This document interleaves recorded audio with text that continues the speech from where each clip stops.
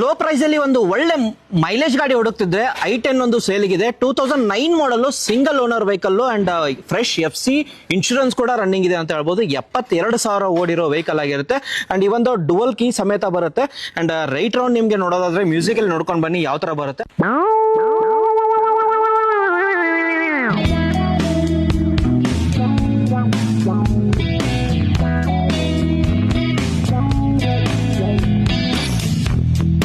And ಇದು i10 sports variant ಆಗಿರುತ್ತೆ. ನಿಮಗೆ ಫೀಚರ್ಸ್ ಅಲ್ಲಿ ಹೋಗೋದಾದ್ರೆ AC, power steering, 4 power Windows ಕೂಡ ಬರುತ್ತೆ. ಈ ಒಂದು ಟೈರ್ ಕಂಡೀಷನ್ ಕೂಡ ಆಲ್ಮೋಸ್ಟ್ 80% ಟೈರ್ಸ್ ಇದೆ.